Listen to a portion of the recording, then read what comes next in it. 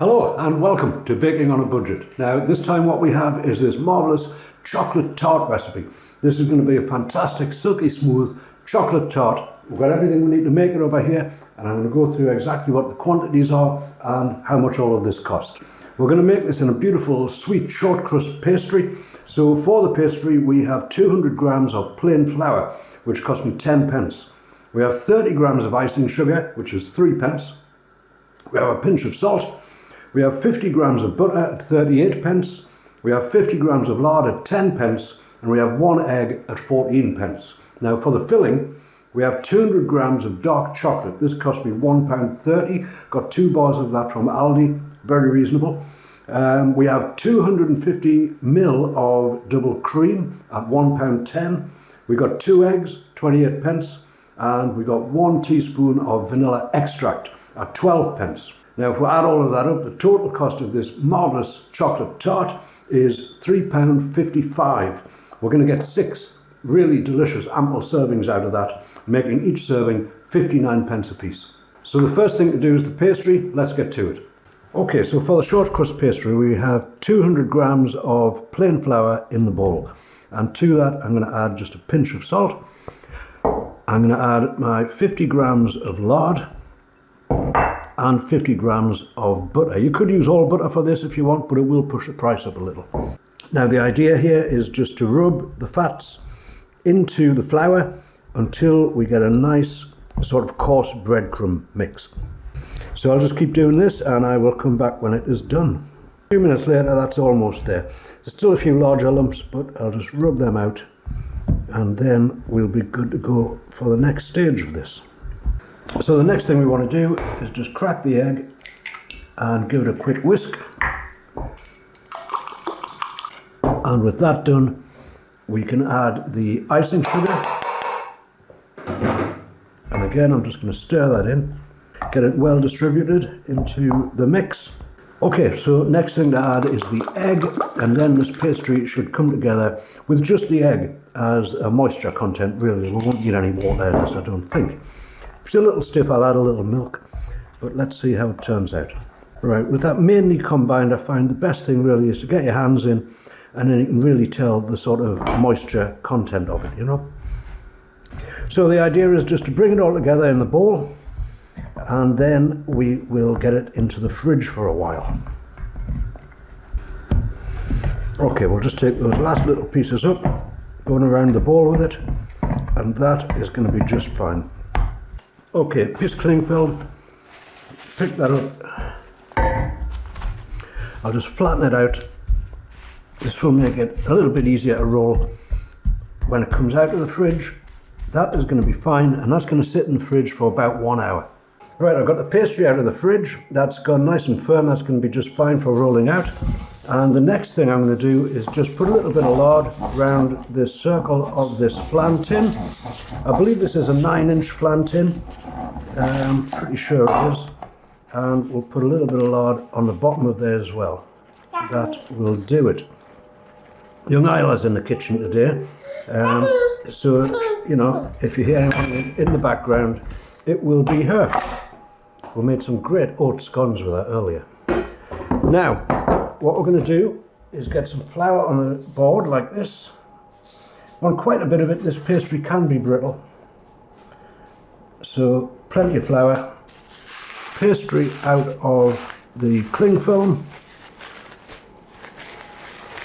like so. And we want to get some flour on top of it and some flour on the rolling pin.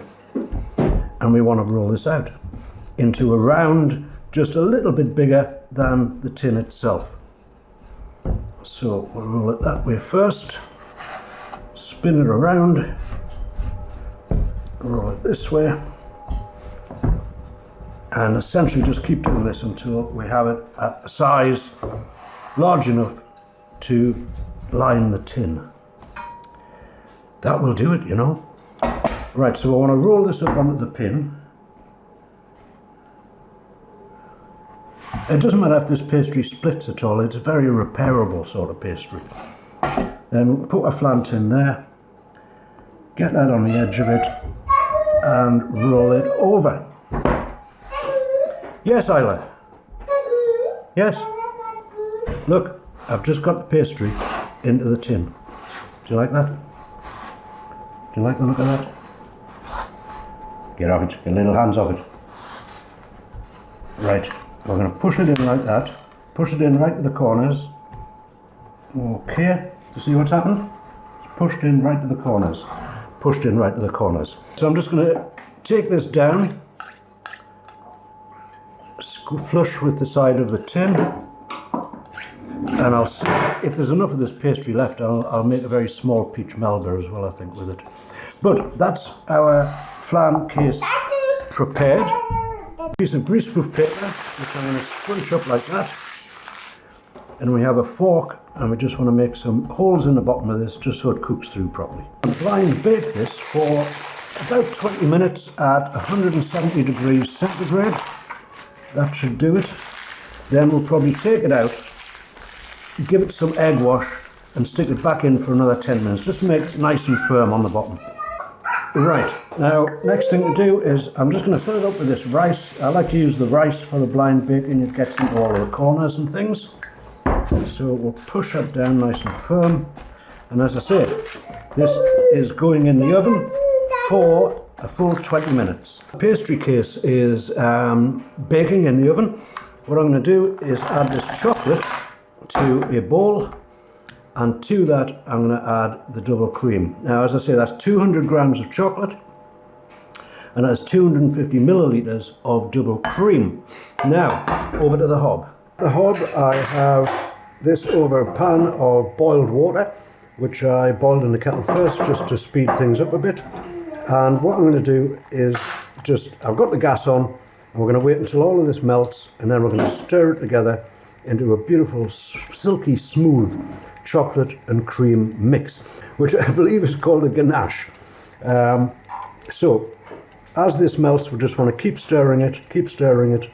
Okay, and a couple of minutes later, not even that really, this is all melted down nicely. It's a beautiful consistency. I just want to keep it stirring all the time, and once absolutely everything is melted, which I believe it is at this point, there's no solid chocolate left in there, then what I'm going to do is leave it to cool just a touch, and then we will add it to the eggs.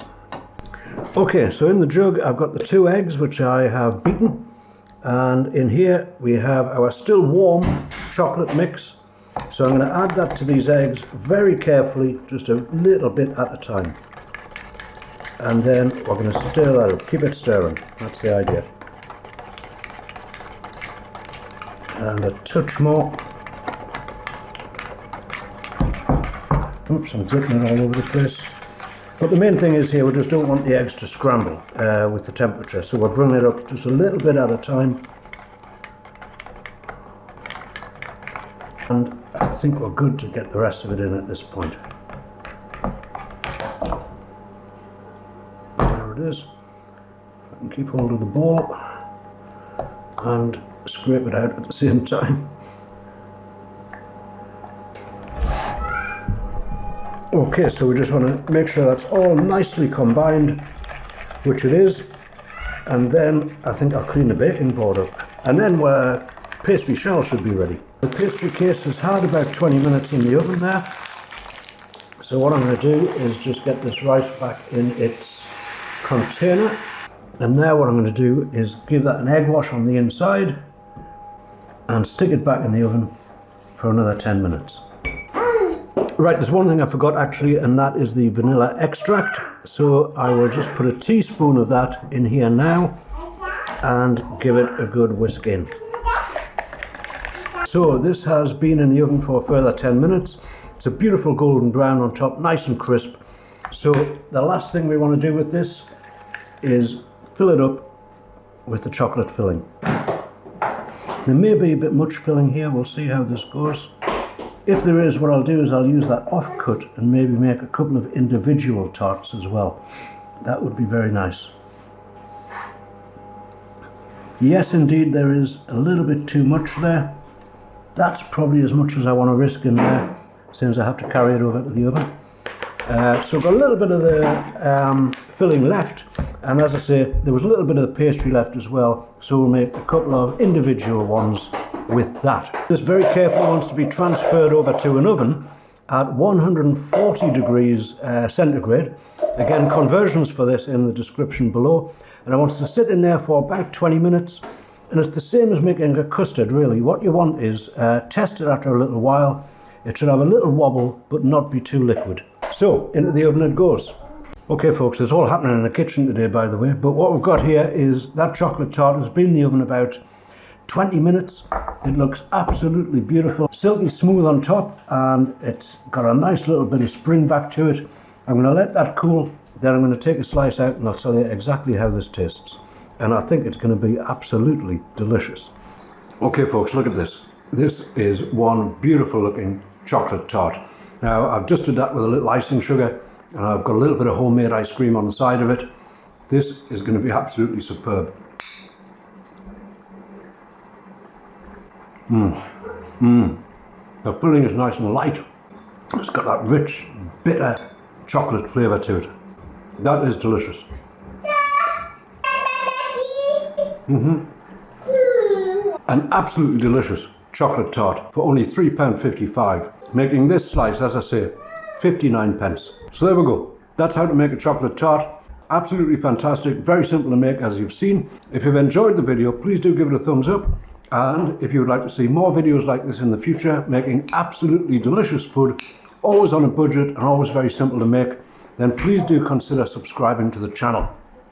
In the meantime, I'm going to finish off the rest of this chocolate tart, and I thank you very much for watching. Superb.